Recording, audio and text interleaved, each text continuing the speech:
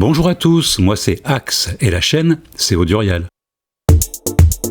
Aujourd'hui, on va parler de 3 machines que je ne possède pas encore et l'on va répondre à une vraie question. MPC Sample, KO2 ou SP404, lequel choisir? Parce que clairement, ces 3 machines sont souvent comparées, mais en réalité, elles ne font pas du tout la même chose. Notez que je ne m'arrêterai pas sur les specs de chacune des machines, et concernant le MPC Sample, qui devrait arriver avant le week-end, on fera une vidéo complète, spécifications et surtout tutoriel complet. Pour élaborer cette vidéo, je me suis farci les 3 manuels, seule façon de pouvoir vraiment les comparer. Bref, vous êtes prêts? Alors on y va.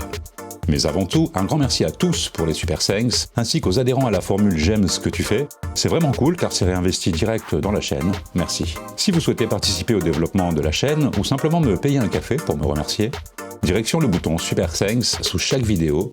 J'avoue, franchement, ça motive. Vous comparez mal ces machines. On va commencer direct par le plus important. Ces 3 machines n'ont pas du tout la même logique de travail et ne sont pas forcément destinées au même public. En gros, MPC Sample, c'est une logique pattern plus pad, monoflux, composition sommaire. Le SP404, c'est une logique lecture-performance, triturée et resamplée avec les effets, peu de possibilités de composition. KO2, logique multipiste, la seule des 3 machines à offrir plusieurs pistes et de vraies possibilités de composition. MPC Sample, le sampling pur et direct.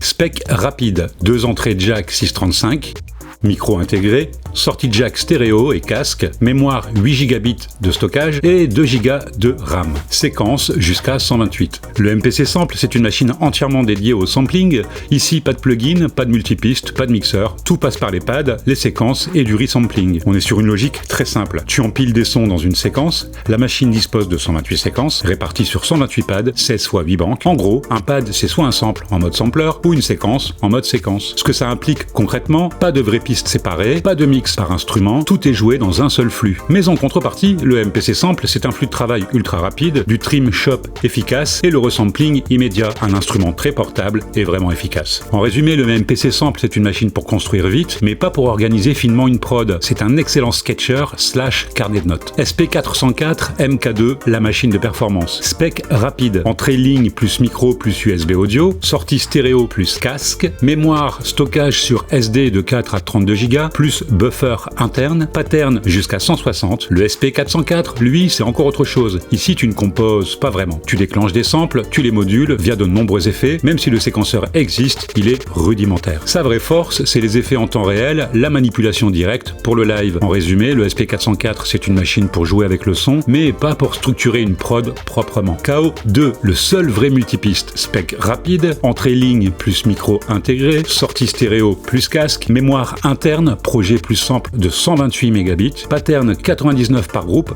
x 4 groupes, et là on change complètement de catégorie. Le KO2 propose 12 pistes par groupe, une vraie séparation des éléments, kick, snare, basse, chacun peut avoir sa piste. En revanche, la mémoire dispo est vraiment rikiki, 128 mégas, comme en 1812. Ici, tu peux organiser ton morceau, tu peux composer comme sur une MPC classique, et tu peux mixer plus finement. En résumé, le KO2, c'est une machine pour composer avec une vraie logique de production, notamment grâce à son multipiste, se rapprochant des machines comme les MPC ou, de très loin, d'une station audio numérique. Comparaison claire. Faire un beat avec MPC Sample, tu empiles tout dans un seul flux. SP404, tu déclenches, ajoutes des effets et tu manipules. KO2, tu construis avec des pistes séparées, tu composes un track complet façon Stan. Et c'est là que beaucoup se trompent. Le MPC Sample, ça n'est pas un mini MPC du tout. Et du trio, le plus proche serait en réalité le KO2. Lequel choisir? Prends le MPC Sample si tu veux sampler vite, tu bosses à l'instinct, tu veux une machine simple et directe, une machine adaptée également aux débutants dans le beatmaking, le MPC Sample est idéal en complément et pour le voyage. Prends le SP404 si tu fais du live en complément d'autres machines et si tu veux manipuler le son en temps réel, si les effets sont centraux pour toi. Prends le KO2 si tu veux composer sérieusement, tu veux séparer tes éléments pour un contrôle plus complet sur le timbre ou si tu viens d'un workflow type MPC/DAW. En conclusion, ces 3 machines peuvent toutes faire du beat, mais elles ne racontent pas du tout la même histoire, et si tu te trompes de logique, tu vas forcément être déçu.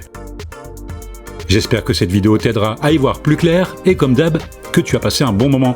À bientôt.